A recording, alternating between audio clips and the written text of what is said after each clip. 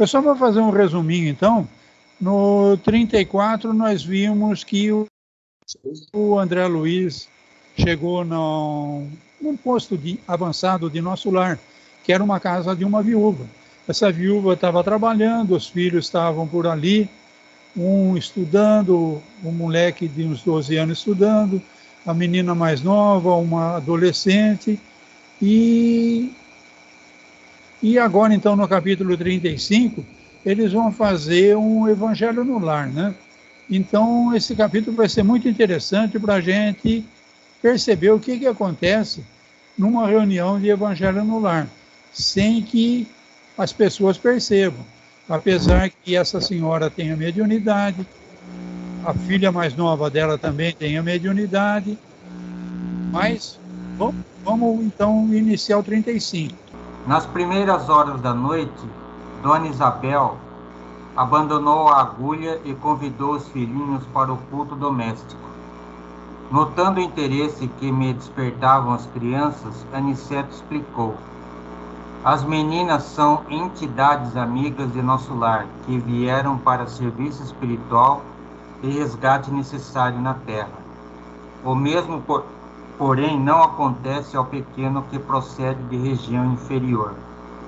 De fato, eu indicava perfeitamente a situação. O rapazola não se revestia de substância luminosa e atendia ao convite materno, não como quem se alegra, mas como quem obedece. Então, deu o horário determinado, né? A senhora deixou as agulhas dela, o trabalho dela de lado, chamou as duas meninas e o rapazote para o evangelho no lar. Então as meninas vieram de boa vontade e o André Luiz, com essa visão ampliada que ele tinha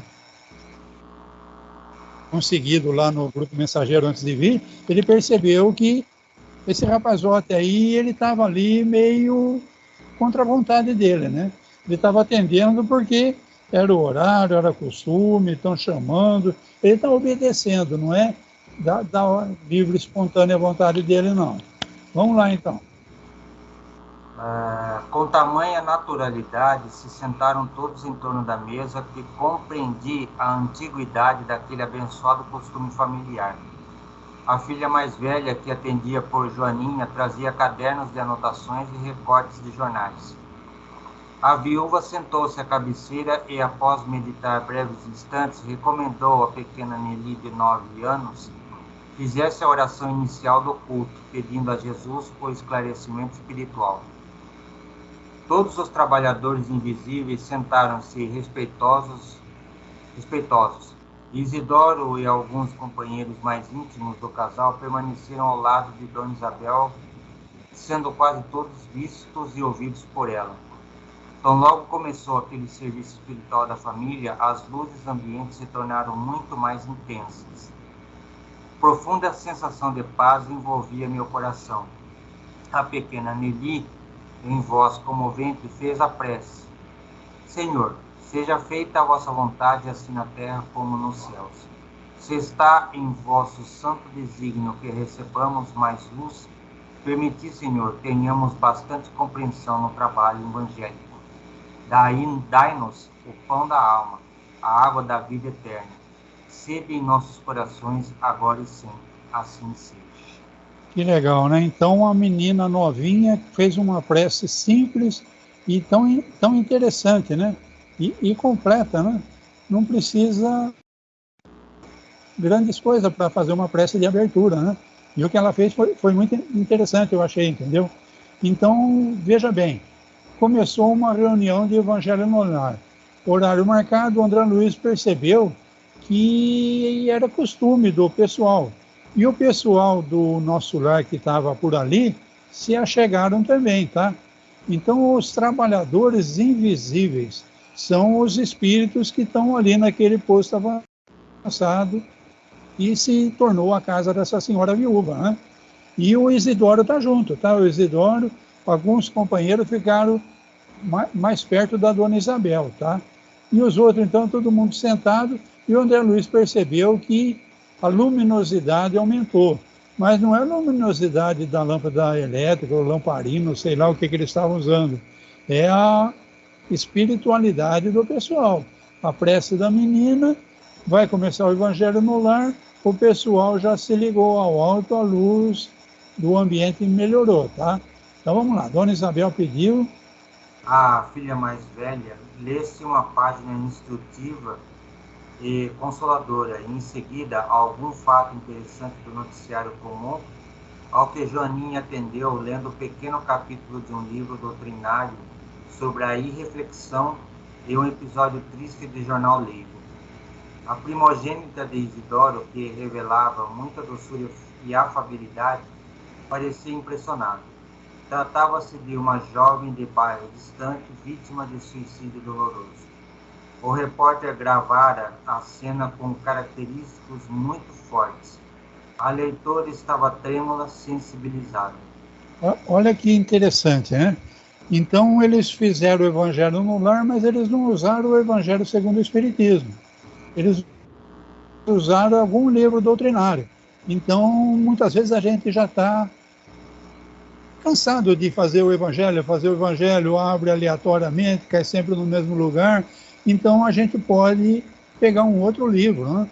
Por exemplo, tem os livros do Emmanuel, Pão Nosso, Vinha de Luz, Fonte Viva. São livros que têm um trecho do Evangelho e a explicação do Emmanuel. Então a gente pode ir variando o livro para fazer o Evangelho no lar, para não ficar uma coisa repetitiva, né? E eu achei aqui muito interessante também, que eu nunca tinha visto isso, que ela trouxe um recorte de jornal. Alguma coisa que chamou muito a atenção dela durante o dia, e ela trouxe para ser discutido na reunião de Evangelho no Lar. E era uma notícia de um suicídio, né? E o assunto... Bom, vamos lá, vamos ler mais um pouco, daí a gente vai comentando. Assim que Joaninha terminou, Dona Isabel abriu o Novo Testamento, como se estivesse procedendo ao acaso, mas em verdade eu via que Isidoro, do nosso plano, intervinha na operação, ajudando a focalizar o assunto da noite. A seguir, fixou o olhar na página pequenina e falou: a mensagem versículo de hoje, meus filhos, está no capítulo 13 do Evangelho de São Mateus, e lendo o versículo 31, fê-lo em voz alta. Outra parábola lhe propôs, dizendo: o reino dos céus é semelhante ao grão de mostarda que o homem tomou e semeou no seu campo. Observei então um fenômeno curioso. Um amigo espiritual que reconheci de nobilíssima condição pelas vestes resplandecentes, colocou a destra sobre a fronte da generosa viúva. Olha que interessante, né? Então, foi lido a página doutrinária, do livro doutrinário, foi lido a notícia, e a Dona Isabel, então, pegou agora uma Bíblia e abriu na parte do Novo Testamento. Só que o amigo espiritual interviu de modo que caísse num capítulo que seria interessante para o começo dessa reunião aí, né? A página do suicídio. Então caiu num trecho de Mateus, onde ele fala do grão de mostarda. O grão de mostarda, todo mundo sabe, é uma coisa muito pequenininha e que produz uma vegetação muito grande, né? Então, o grão é minúsculo, mas uma vez plantado, tratado e cuidado, ele vai dar origem a uma árvore bem frondosa, né? Então, antes dela comentar o trecho do Evangelho, o espírito, então, que seria, no caso, o mentor dela, que ela tem a mediunidade, né? Foi e colocou a mão na testa dela, tá? Então, parece que ela vai falar, mas vai falar influenciada por esse espírito aí. Vamos lá. Antes que lhe perguntasse, Niceto explicou em voz quase imperceptível: aquele é o nosso irmão Fábio Aleto, que vai dar a interpretação espiritual do texto livre. Os que estiverem nas mesmas condições dele poderão ouvir-lhe os pensamentos, mas os que estiverem em zona mental inferior receberão os valores interpretativos como acontece entre os encarnados. Isto é, teremos a luz espiritual do verbo de Fábio na tradução do verbo materializado de Isabel. Olha que legal. Então, esse espírito de condição espiritual superior, ele vai dar a interpretação dele. mas nem todo mundo vai conseguir pegar o que ele está passando, porque não tem ainda condições. Então, a própria Dona Isabel, como médium, vai interpretar o pensamento dele e o comentário dela vai ser, então, mais facilmente entendido pelas meninas, pelo filho dela e pelos espíritos não tão elevados que estão na reunião. Mas os que tiverem mais elevação já vão pegar diretamente o pensamento do mentor, tá? Então vamos lá. O nosso mentor não poderia ser mais explícito. Em poucas palavras, fornecer-me a súmula de extensa lição. Notei que a viúva de Isidoro entrara em profunda concentração por alguns momentos, como se estivesse absorvendo a luz que a rodeava. Em seguida, revelando extraordinária firmeza no olhar, iniciou o comentário. Olha só uma observação aqui para mim não deixar passar. Então, o André Luiz, que eu não sei qual o grau de elevação dele, parece que pegou o pensamento do mentor. Ele não traduziu para a gente. Provavelmente, a gente não teria condições de entender o que ele pegou. Porque assim que o mentor pôs a mão, o André Luiz falou assim, eu já percebi. Mas agora, então, a dona Isabel vai dar a interpretação dela. E a interpretação da Dona Isabel, o André Luiz pôs no livro. Então, é provável que a gente ainda não tenha condições de pegar o pensamento diretamente do mentor. Vamos lá. Lemos hoje, meus filhos, uma página sobre a reflexão e a notícia de um suicídio em tristíssimas circunstâncias. Afirma o jornal que a jovem suicida se matou por excessivo amor. Entretanto, pelo que vimos aprendendo, estamos certos de que ninguém comete erros por amar verdadeiramente. Os que amam de fato são cultivadores da vida e nunca espalham a morte. A pobrezinha estava doente, perturbada e refletida. Entregou-se à paixão que confunde o raciocínio e rebaixa o sentimento. E nós sabemos que, da paixão ao sofrimento ou à morte, não é longa a distância. Lembremos, todavia, essa amiga desconhecida com um pensamento de simpatia fraternal. Que Jesus a proteja nos caminhos novos. Não estamos examinando um ato que ao Senhor compete julgar, mas um fato de cuja expressão devemos extrair o ensinamento disso. Então está tudo se encaixando, né? A página do livro doutrinário que a mocinha leu, falava sobre irreflexão. A notícia que ela trouxe sobre suicídio. Então a Dona Isabel está interligando as coisas, tá? Ela diz, no jornal diz que ela se matou por excessivo amor. Ninguém comete erro por amor. Ninguém vai cometer um suicídio porque ama. O suicídio é coisa de gente egoísta, é coisa de gente revoltada, é coisa de gente que não se conforma. Então, ela diz aqui que essa moça é uma doente, perturbada, que ela é irrefletida. Ela não teve uma reflexão. Então, que ela não tem amor, o que ela tem é paixão.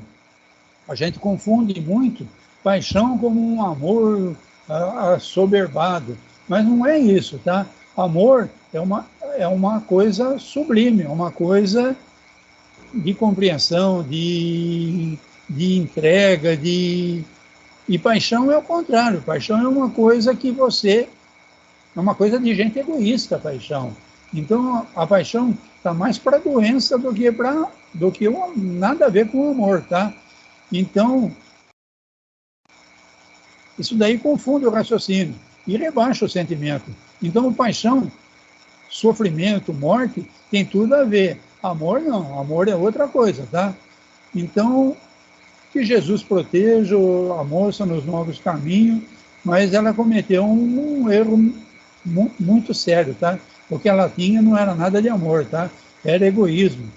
E normalmente o suicídio tem muito a ver com o egoísmo, tá? A mensagem evangélica. A mensagem evangélica desta noite assevera pela palavra do nosso Divino Mestre aos discípulos que o reino dos céus é também semelhante ao grão de mostarda que o homem tomou e semeou no seu coração. Devemos ver neste passo, meus filhos, a lição das coisas mínimas. A esfera carnal onde vivemos está repleta de reflexões de toda sorte. Raras criaturas começam a refletir seriamente na vida e nos deveres, antes do leito da morte física. Não devemos fixar o pensamento tão só nessa jovem que se suicidou em condições tão dramáticas, ao nos referirmos aos ensinamentos de agora. Há homens e mulheres com maiores responsabilidades em todos os bairros que evidenciam paixões nefastas e destruidoras no campo dos sentimentos, dos negócios, das relações sociais. As mentes desequilibradas pela irreflexão permanecem neste mundo quase por toda parte, e que nós temos descuidado das coisas pequeninas. Grande é o oceano, minúscula é a gota, mas o oceano não é senão a massa das gotas reunidas. Fala-nos o Mestre em divino simbolismo da semente de mostarda. Recordemos que o campo do nosso coração está cheio de ervas espinhosas, demorando talvez há muitos séculos em terrível esterilidade. Naturalmente, não deveremos esperar colheitas milagrosas. É indispensável amanhar a terra e cuidar do plantio. A semente de mostarda a que se refere Jesus constitui o gesto, a palavra, o pensamento da criatura. Há muitas pessoas que falam bastante em humildade, mas nunca revelam um gesto de obediência. Jamais realizaremos a bondade sem começarmos a ser bons. Alguma coisa pequenina há de ser feita antes de edificarmos as grandes coisas. O Senhor ensinou muitas vezes que o reino dos céus está dentro de nós. Ora, é, portanto, em nós mesmos que devemos desenvolver o trabalho máximo de realização divina, sem o que não passaremos de grandes irrefletidos. A floresta também começou de sementes minúsculas, e nós, espiritualmente falando, temos vivido em densa floresta de males criados por nós mesmos, em razão da invigilância na escolha de sementes espirituais. A palestra de 1 hora, o pensamento de um dia, o gesto de um momento podem representar muito em nossas vidas. Tenhamos cuidado com as coisas pequeninas e selecionemos os grãos de mostarda do reino dos céus. Lembremos que Jesus nada ensinou em vão. Toda vez que pegarmos desses grãos consoante a palavra divina, semeando-os no campo íntimo, receberemos do Senhor todo o auxílio necessário. Conceder-nos-á a chuva das bênçãos, o sol do amor eterno, a vitalidade sublime da esfera superior. Nossa semeadura crescerá e, em breve tempo, atingiremos elevadas edificações. Aprendamos, meus filhos, a ciência de começar lembrando a bondade de Jesus a cada instante. O Mestre não nos desampara, segue-nos amorosamente, inspira-nos o coração. Tenhamos, sobretudo, confiança e alegria. Então, essa foi a interpretação que a dona Isabel deu sobre o trecho do Evangelho, a página doutrinária da irreflexão e a notícia da suicídio da moça, né?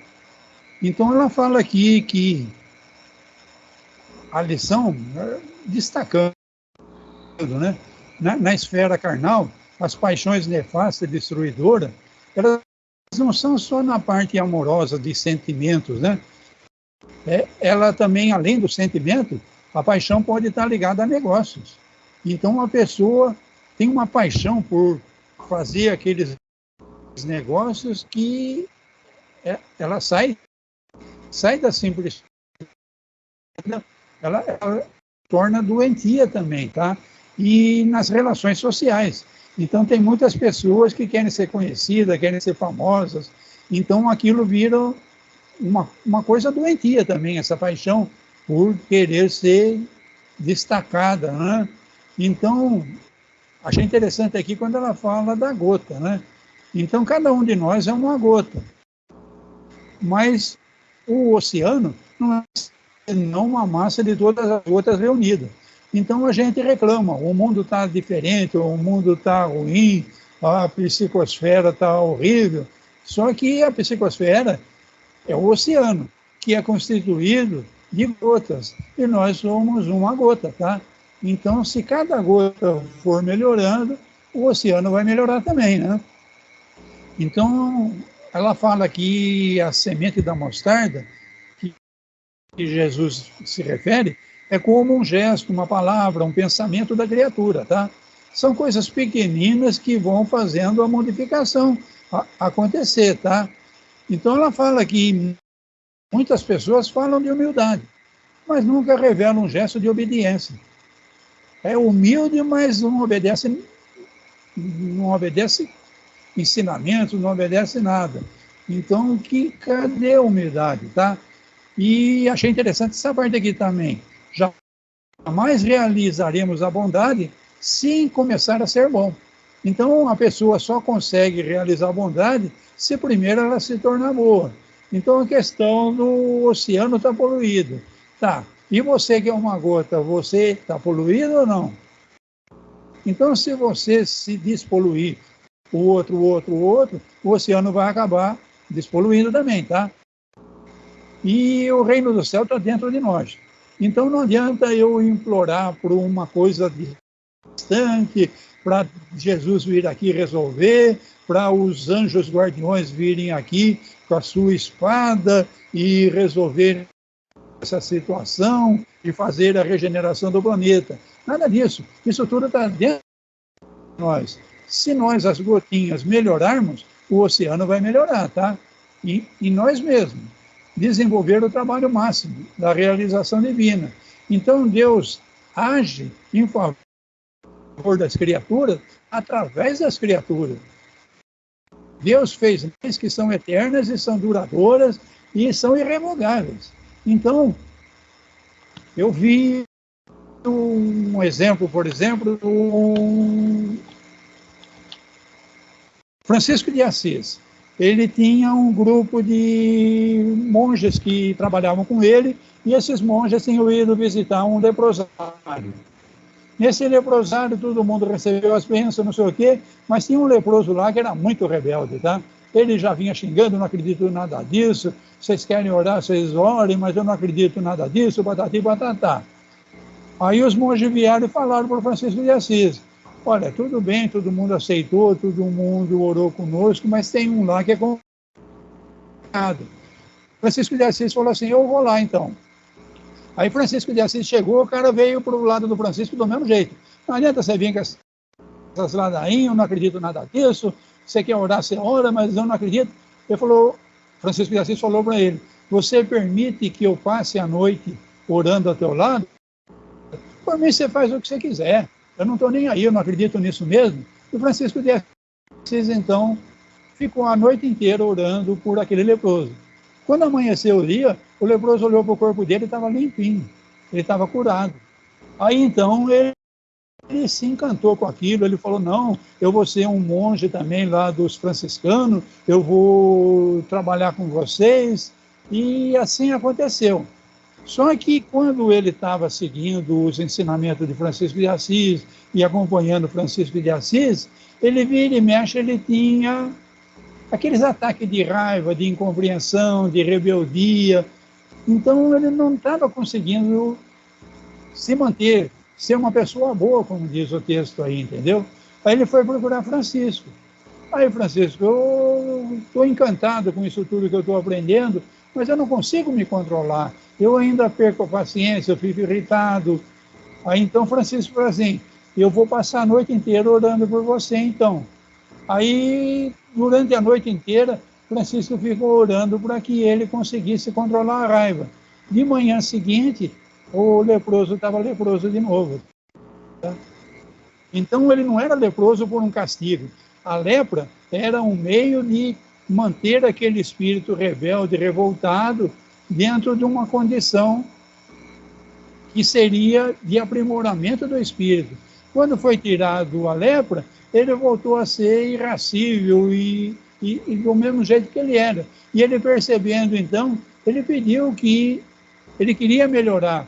E o jeito dele melhorar foi ele voltar a ser leproso de novo. Então, vocês, não sei se estão compreendendo o meu pensamento, tá? Então, são pequenas coisas que a gente tem que realizar dentro da gente. Então, eu orar é muito bom para mim ajustar a minha sintonia com o meu mentor. Mas o meu mentor não vai vir aqui realizar as coisas para mim. Ele vai me intuir para que eu vou fazendo, vou tomando as providências para eu ir melhorando. Então, a melhora não vai vir de fora, ela vai vir de dentro. O dia que cada gota melhorar, o oceano vai ficar muito melhor, tá? Tá claro isso daí ou não? Tranquilo.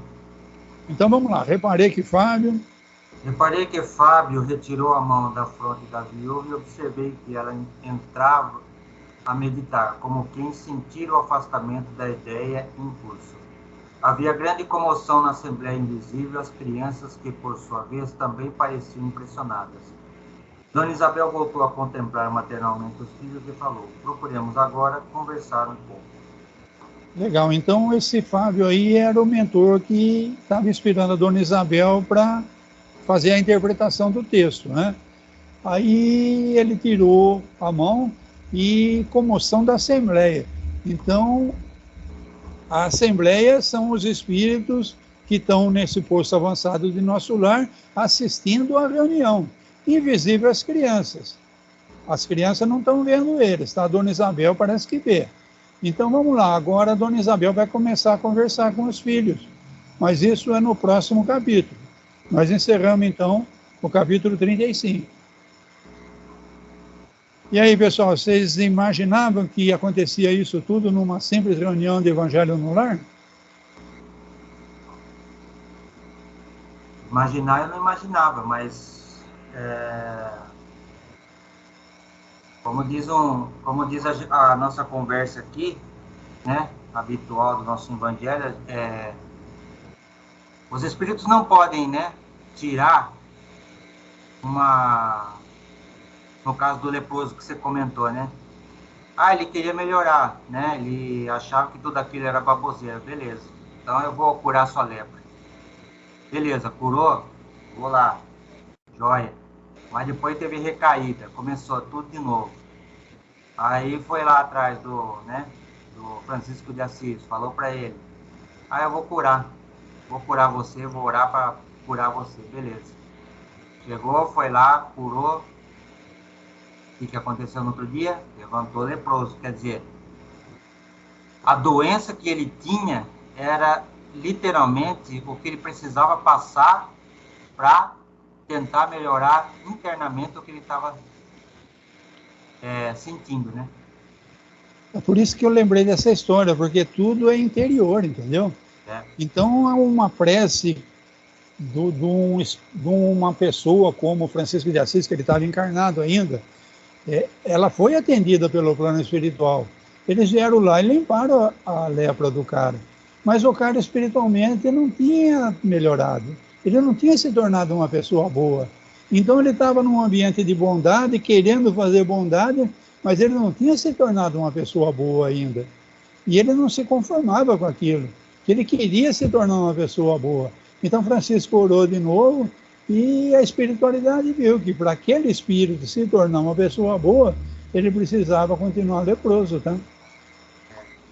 Já imaginou se todo mundo que tivesse doença fosse assim: eu quero melhorar. Você quer melhorar? Beleza. Vamos ver então. Jesus também conta uma história dessas, né? Que ele curou 10 leprosos, né? Desses 10 leprosos, só um voltou para seguir Jesus, para agradecer, para seguir Jesus. E Jesus perguntou: cadê os outros 9? Estão comemorando na taberna, sei lá onde, né? No Evangelho não diz o que aconteceu, mas provavelmente esse um que se curou e está seguindo Jesus, ele vai continuar curado. Os outros 9, com certeza, vão voltar a ser leprosos de novo, né? Foram para a taberna. Então, é muito comum isso daí, tá? Eu procuro a casa espírita e eu consigo resolver a situação. Eu não vou mais na casa espírita. Aí me acontece uma coisa muito pior. Onde eu vou? Na casa espírita. E vou lá e faço aquela cara de santinho, e choro, e imploro, e tá bom, melhora. Eu mudei? Então, se eu mudar, eu vou melhorar naturalmente. Agora, então eu não preciso orar? Não, orar é outra coisa. Você orar é ajustar o teu botão de sintonia. Você tem um mentor que sabe o que é bom para você. Então você não vai se rebelar, você não vai ficar revoltadinho, porque todo mundo é são, só eu com essa doença.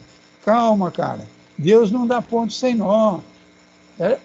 Tenha fé, tenha esperança. E faça a oração, sim. Que a oração é um ajuste da sintonia. Aí a espiritualidade maior vai poder conversar melhor contigo, sem aparecer na tua frente, sem espetáculos, sem grandes milagres, entendeu? Sim. O jeito deles trabalharem é na inspiração. Vem uma inspiração. Faça isso. Tome o caminho da direita.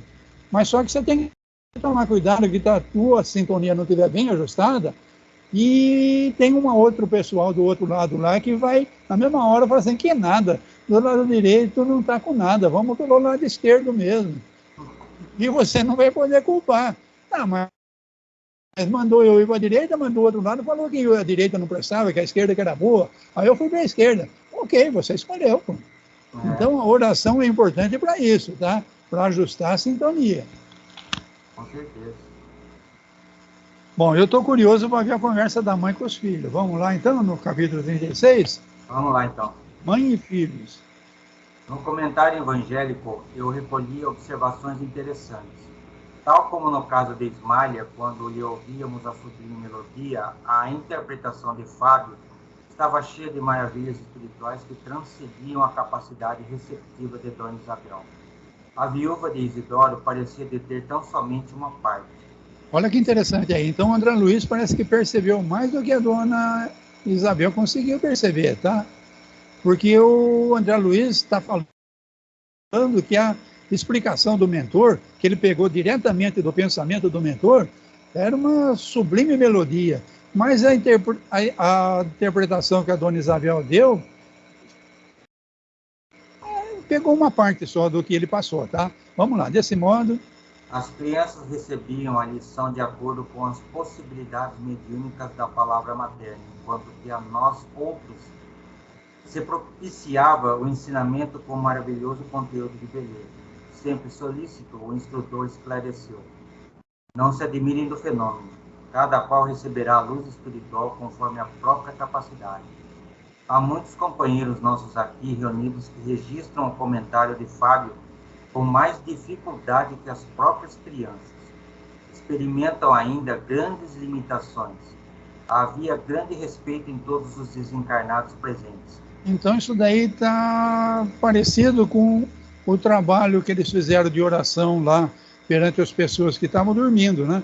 A energia veio do alto, cada um que estava trabalhando, que estava orando, recebeu aquela energia brilhantíssima do alto e mandou a energia do coração dele com a cor do coração de cada um, entendeu? Então um mandou energia lilás, outro mandou energia azul, outro mandou energia verde, vocês lembram disso? Então, a mesma coisa quando a senhora lá tocou o piano na despedida deles lá do posto avançado lá. Ela recebeu uma energia do alto formidável. E a energia que saía dela foi percebida pelos que estavam presentes. Ela, um espírito superior, recebeu uma energia que eles não perceberam. Então aqui é a mesma coisa, tá?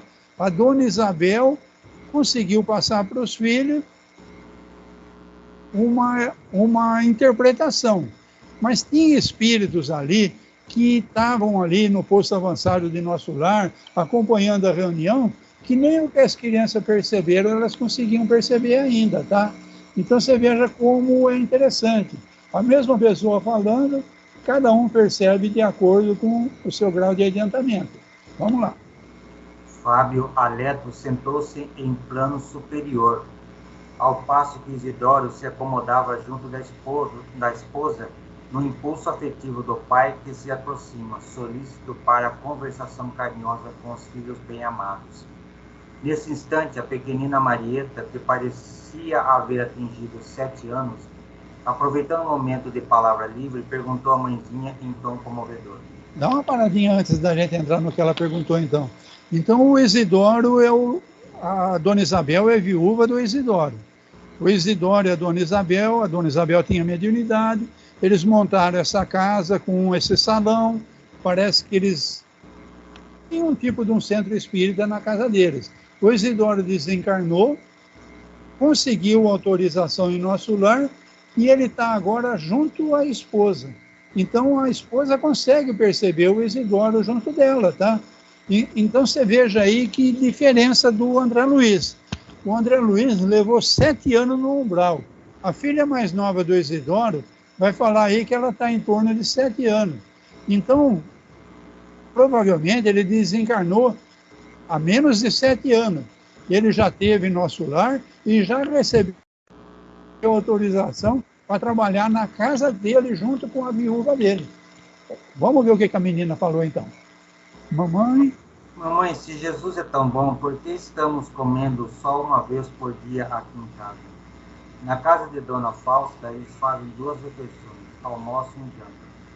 Nelly me contou que no tempo de papai também fazíamos assim, mas agora, por que será?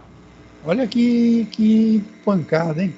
Então, tanto a Dona Isabel quanto o esposo desencarnado dela estão ouvindo a menina de 7 anos falando, se Jesus é tão bom, por que a gente só come uma vez por dia? Quer dizer que eles estão numa penúria. O cara desencarnou, ela está fazendo alguns trabalhos manual ali de crochê, tricô, não sei, costurando, mas ela está conseguindo pôr comida na mesa uma vez por dia só, tá? Então, olha que golpe. O sentimento que deve ter provocado tanto na Dona Isabel quanto no marido desencarnado dela que está acompanhando essa conversa. Vamos ver como a viúva se saiu dessa, né? A viúva esboçou um sorriso algo triste e falou: ora, Marita, você vive muito impressionada com essa questão. Não devemos, filhinha, subordinar todos os pensamentos às necessidades do estômago. Há quanto tempo estamos tomando nossa refeição diária e gozando boa saúde? Quanto benefício estaremos colhendo com essa frugalidade de alimentação? Joaninha interveio acrescentando: mamãe tem toda a razão. Tenho visto muita gente adoecer por abuso da mesa. Isso daí devia ser lido pelos gordinhos, né? Eu vi uma conversa hoje, meio sem querer, de uma mãe reclamando de uma filha que comeu um panetone inteiro. Aí essa mãe recolheu uma parte do panetone para guardar para o menino que não estava presente.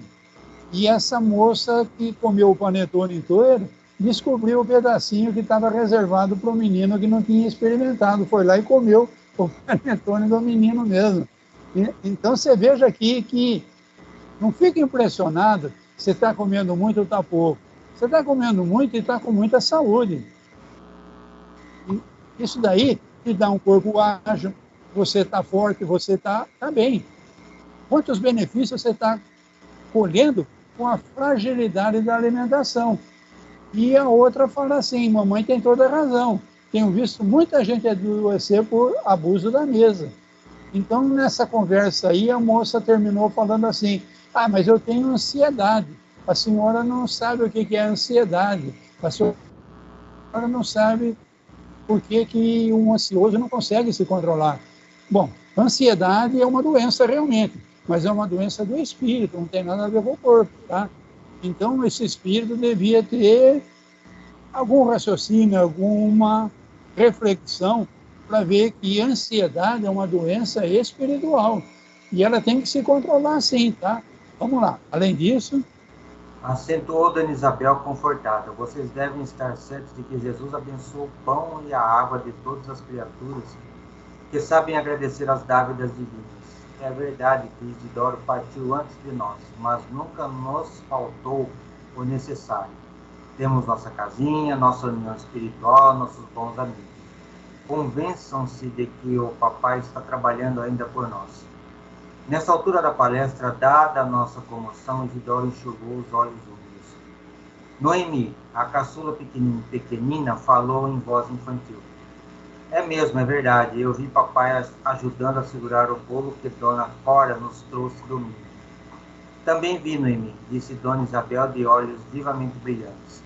Papai continua auxiliando-nos e voltando. Olha que legal, tá? Então, a gente ouve falar que as crianças conseguem ver o plano espiritual com mais facilidade. Essa menina tem 7 anos, eu não sei se ela vai continuar tendo mediunidade depois ou não, mas ela viu o papai desencarnado chegar junto com uma dona Cora aí que veio trazer um bolo no domingo. E a dona Isabel confirmou. Você tem razão, eu também vi. Vamos lá. E voltando-se para todos, acentuou: quando sabemos amar e esperar, meus filhos, não nos separamos dos entes queridos que morrem para a vida física. Tenhamos certeza na proteção de Jesus. Marieta, parecendo agora absolutamente tranquila, assentiu. Quando a senhora fala, mamãe, eu sinto que tudo é verdade, como Jesus é bom. E se nós não tivéssemos a senhora? Tenho visto os pequenos mendigos abandonados. Talvez não comam alguma coisa alguma. Talvez não tenham amigos como os nossos. Ah, como devemos ser agradecidos ao céu. A viúva, que se confortava visivelmente ouvindo aquelas palavras, exclamou com profunda emoção. Muito bem. Antes de ver o que ela vai falar, vamos comentar isso daí. Então, você veja que tanto a menina quanto essa mais velha aí, são 2 espíritos missionários de nosso lar, que estão encarnados nesse lar com uma missão, entendeu? A dona Isabel é uma médium, então, olha a resignação deles. Eles estão com uma dificuldade financeira tão grande que só conseguem pôr comida na mesa uma vez por dia. E mesmo assim, a gente deve ser agradecido. Ao contrário, então, do que nós vamos ver mais na frente aí, tá? Que o menino até agora não se pronunciou, tá? Mas vamos lá, vamos continuar a leitura, então. Muito bem, minha filha. Nunca deveremos reclamar e sim louvar sempre. E possivelmente não saberia você compreender a situação se estivéssemos em mesas lautas. Observei, porém, que o menino não compartilhava daquele dilúvio de bênçãos. Entre Dona Isabel e as 4 filhinhas havia permuta constante de vibrações luminosas, como se estivessem identificadas no mesmo ideal e unidas numa só posição. Mas o rapazote permanecia espiritualmente distante, fechado num círculo de sombras. De quando em quando sorria irônico, insensível à significação do momento. Valendo-se da pausa mais longa, ele perguntou à genitora menos respeitosamente: mamãe, que entende a senhora por pobreza? Antes da Isabel responder, vamos comentar isso daí, então. Então, veja bem, esse pessoal aí estão entendendo, no caso do exemplo que eu dei agora há pouco, tá? A lepra não é um castigo, a lepra é uma ferramenta que a espiritualidade estava usando para aquele leproso se corrigir espiritualmente. Nesse caso aí, a dificuldade financeira está sendo um instrumento para fazer essa família ter um avanço espiritual que eles não teriam se eles tivessem a mesa alta e todas as facilidades, tá? Eles não... Mas o rapazinho não está entendendo, não. André Luiz, com aquela percepção que ele pegou antes de sair lá do grupo mensageiro, ele viu que o rapazinho ainda estava num círculo de sombras, né? E ele agora está provocando, tá? Provocando a dona Isabel. Mamãe, o que a senhora entende por pobreza? Vamos ver como a dona Isabel se sai. Dona Isabel respondeu muito serena: creia, meu filho, que a pobreza é uma das maiores oportunidades de elevação ao nosso alcance. Estou convencida de que os homens afortunados têm uma grande tarefa a cumprir na terra. Mas admito que os pobres, além da missão que lhes cabe no mundo, são mais livres e mais felizes. Na pobreza é mais fácil encontrar a amizade sincera, a visão da assistência de Deus, os tesouros da natureza, a riqueza das alegrias simples e puras. É claro que não me refiro nos ociosos e ingratos dos caminhos terrenos. Refiro-me aos pobres que trabalham e guardam a fé. O homem de grandes possibilidades financeiras muito dificilmente saberá discernir entre a afeição e o interesse mesquinho. Crente de que tudo pode, nem sempre consegue entender a divina proteção. Pelo conforto viciado a que se entrega, as mais das vezes se afasta das bênçãos da natureza e, em vista de muito satisfazer aos próprios caprichos, restringe a capacidade de alegrar-se e confiar no mundo. Legal, né? Então, a pessoa que tem... A pobreza é uma oportunidade de elevação, como eu falei agora há pouco, tá? Os pobres que estão trabalhando, que estão realizando, mas continuam na pobreza, eles têm mais facilidade de conseguir uma amizade sincera. O rico dificilmente vai ter uma amizade sincera. É tudo por interesse, entendeu? Então, o pobre, ele pede e ele tem os seus pedidos atendidos. Então, ele consegue ter uma visão da assistência de Deus. Os tesouros da natureza, a riqueza das alegrias simples e puras. Isso tudo o pobre consegue perceber. Isso tudo é muito difícil para o rico perceber, o poderoso receber, tá? Mas ela ressalta aqui: refiram-me aos pobres que trabalham e guardam a fé. Porque tem pobre revoltadinho, pobre vagabundo também, tá? Não podemos generalizar que todo pobre, tá? Então vamos lá. Apesar da beleza profunda daquela opinião, o rapazola permaneceu impassível, respondendo algo contrariado. Infelizmente não posso concordar com a senhora. Até os garotos do jardim de infância pensam de modo contrário. Dona Isabel mudou a expressão fisionômica, assumiu a atitude de quem instrui com a noção de responsabilidade e acentuou: não estamos aqui num jardim de infância, meu filho. Estamos no jardim do lar, competindo-nos saber que as flores são sempre belas, mas que a vida não pode prosseguir sem a bênção dos frutos. Por onde andarmos no mundo, receberemos muito alvitres de maneira venenosa. É preciso vigiar o coração. Joãozinho, valorizando as bênçãos que Jesus nos envia. O rapazinho, entretanto, demonstrando enorme rebeldia íntima, tornou: a senhora não considera razoável alugar esse salão a fim de termos algum dinheiro a mais? Estive conversando ontem com o seu Maciel, quando vim da escola. Ele nos pagaria bem para ter aqui um depósito de móveis. Dona Isabel, de ânimo decidido, respondeu com energia, sem irritação: você deve saber, meu filho, que enquanto respeitarmos a memória de seu pai, esse salão será consagrado às nossas atividades evangélicas. Já lhes contei a história do nosso culto doméstico e não desejo que vocês sejam cegos às bênçãos do Cristo. Mais tarde, Joãozinho, quando você entrar diretamente na luta material, se for agradável ao seu temperamento, construa casas para alugar. Mas agora, meu filho, é indispensável que você considere esse recanto como algo de sagrado para a sua mamãe. Então veja como a dona Isabel reagiu, tá? Então o menino estava sendo irônico, né? Até as crianças do prezinho sabem que o que a senhora está falando está errado. Ela chegou e deu uma dura nele sem ser rude, tá? Nós não estamos aqui no jardim da infância, nós estamos aqui no jardim do lar. Então, a importância de uma reunião familiar, a mãe conversando com o filho. Então, as flores são belas se você... Mas, como que é? As flores são sempre belas, mas que a vida não pode prosseguir sem a bênção dos frutos. Não adianta a flor ser bela se não der fruto, tá? Então, após a flor vem o fruto. Então, para andarmos no mundo, temos que receber as mentiras, mas é preciso vigiar o coração. O rapazinho tinha uma conversa que ele teve com o vizinho lá. O vizinho queria alugar o salão. Vocês lembram que a dona Isabel e o marido, antes dela ficar viúva, tinham construído esse salão para fazer esse evangelho, provavelmente para os vizinhos também, né? E o rapazinho já queria dar uma destinação de aluguel para o salão. Então ela falou que ela não ia fazer isso não, em memória do pai, que esse salão continuaria reservado às atividades evangélicas. E que ele, no dia que ele se tornasse dono do próprio nariz, ele que construísse as casas para alugar, que ela não iria alugar o salão não, que ela ia continuar mantendo o salão para atividade evangélica, tá?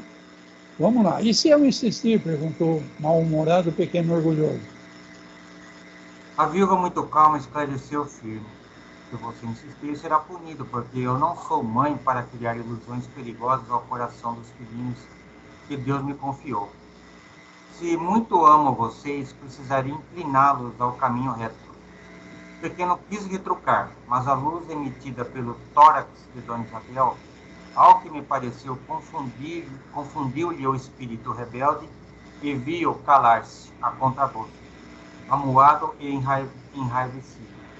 Admirei então profundamente aquela bondosa mulher que se dirigia à filha mais velha como amiga, às filhinhas mais novas como mãe e ao filho orgulhoso como instrutora sensata e ponderada. Olha que legal, o rapazinho estava afrontando ela, né? E se eu insistir? Então ela aí deu uma dura, mas sem se irritar, tá? Ela deu uma dura, se você insistir, você vai ser punido. Mas ela não ameaçou, não falou, eu vou te bater, ela só falou isso. Mas a elevação moral dela era tamanha que a luz emitida por ela, durante essa repreensão do filho, fez o filho ficar, ele está contrariado ainda, mas ele não teve mais reação, tá? Porque a elevação moral dela dava a ela um poder de domínio sobre ele, né? Então, está muito bem explicado, tá? Vai ser do meu jeito, fica na tua aí. Ele não está aceitando não, mas ele também parou de retrucar. Vamos lá. Aniceto, que também se mostrava satisfeito, disse-nos em tom significativo: o Evangelho dá equilíbrio ao coração. A pequena Nelly, amedrontada, pediu humilde: mamãe, não deixe Joãozinho alugar a sala. A viúva sorriu, acariciou o rostinho da filha e asseverou: Joãozinho não fará isso, saberá compreender a mamãe. Não falemos mais nesse assunto. E fixando o relógio, dirigiu-se à primogênita: Joaninha, minha filha, ore agradecendo em nosso nome. Nosso horário está findo. A jovem, com expressão nobre e carinhosa, agradeceu ao Senhor, tocando-nos os corações. Então, você veja que ela conseguiu controlar a situação e ela percebeu, então, que a menina mais nova, essa Nelly aí, estava amedrontada, tá? Então, ela também falou para a menina: fica tranquila, está tudo resolvido. O Joãozinho não vai fazer isso, não. E não vamos mais tocar nesse assunto, não vamos esticar a conversa, não, tá? Então, deu o horário e elas fizeram o encerramento do trabalho do Evangelho no Lar. E com isso encerramos o capítulo 36. 21h50. Eu acho que não dá para a gente fazer mais um, não. Vamos comentar, então, alguma coisa sobre os dois capítulos?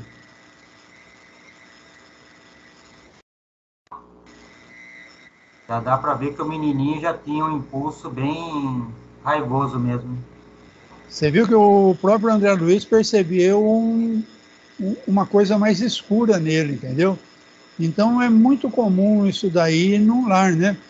Uma família tinha duas que vieram provenientes do nosso lar para equilibrar essa família. Então nessa família, duas das filhas eram diretamente ligadas ao nosso lar, estavam ali em missão. As outras duas não falam muito e o rapazinho problemático. Então a importância do lar, tá? O planejamento, essa senhora Isabel, que tem a mediunidade, vai conhecer esse Isidoro aqui, eles vão se casar, eles vão ficar viúvos, eles vão ter 5 filhos, um assim, outro assado. Então o planejamento que é feito antes do reencarne, tá? Muito interessante, esclarecedor isso daí, tá? E a proteção que essa Dona Isabel tem, né? Vocês viram que a região, bom, vai falar no próximo capítulo, eu não vou adiantar muito não. A região está cheia de espíritos atrapalhadinhos, tá? Mas a casa dela, até para o André Luiz e para o Aniceto entrarem, teve que alguém vir abrir a porta, porque a casa deles estava fechada, estava isolada, tá? Então, por quê? Porque é um lugar onde se faz o Evangelho. Então, é um lugar de culto ao Evangelho. Então, eles têm uma proteção. E a casa dela, com o tempo, acabou se tornando um posto avançado de nosso lar, tá? Já fica um chamamento para as famílias agora desse século aqui, né? Que, pelo que a Giza estava falando, parece que a partir do ano que vem vão começar a nascer por aqui espíritos de personalidades bastante difíceis. Então, o Divaldo falou que espíritos do porte de Francisco de Assis vão estar reencarnando, tá? Então, eles vão, como a Giza falou, reencarnando agora nos próximos anos, para daqui a 25, 30 anos, eles estarem em condições de fazer essa reforma do planeta, entendeu? Então a gente pensa que a transição planetária vai ser de hoje para amanhã. Então, a partir do ano 2000 e não sei quanto, nós vamos fazer a transição. Calma, que é uma coisa como disse ali nas gotas, tá? O oceano vai limpar, mas primeiro é preciso ir limpando gotinha por gotinha, tá? Aí então o conjunto de gotas que forma o oceano vai se limpar. Então a Giza tem razão. Vamos começar a reencarnar agora. Na infância, totalmente esquecido do que são espiritualmente, aquele véu do esquecimento, mas são espíritos mais elevados, mais preparados. Então, quando eles forem tendo o aprendizado, vai ser muito fácil para eles. Aquele que era cobrão em música, com 4, 5 anos de idade, vai sentar no instrumento e vai aprender com facilidade. Outro que era cobrão em medicina, vai entender das doenças, vai dar conselhos, vai aprender de erva com muita facilidade, e de artes, e de ciência, e de tudo, entendeu? Então, vai ser uma transição do planeta. O planeta vai mudar. Mas a gente não fica esperando, não, que muita gente espera que a partir de não sei quando o astro lá vai chegar, vai passar e tudo vai mudar. Vai mudar sim, mas desde que cada um mude também, tá? Então eles vêm para inspirar, para dar exemplo. Por exemplo, uma obra de arte. Eu falei de música, por exemplo. Você viu que uma música lá que a mulher tocou na despedida deles lá no castelo do Poço Avançado, lá, sensibilizou todo mundo. Então, uma obra de arte, uma música que toca no rádio aí, que faz um sucesso, ele pode alterar o sentimento de muitas pessoas, entendeu? E isso é só um exemplo. Então, esses espíritos vão vir sim e vão fazer uma coisa formidável. Basta a gente manter a antena ligada e depende também da gente dar apoio para eles, né? Se eles vierem num ambiente ruim, num lugar que ninguém entende eles, vai ser complicado para eles também, entendeu? Então, é muito importante a gente conversar como nós estamos conversando agora, para a gente se preparar e prestar atenção nesses pequeninos que estão vendo aí, tá? Realmente são eles os mestres da virada, mas não são eles que vão pegar e virar. Eles são os mestres que vão nos inspirar a nós virarmos, entendeu? E aí, então, quando cada um de nós começar a virar, o mundo vai virar, tá? Com certeza. Legal. Joia.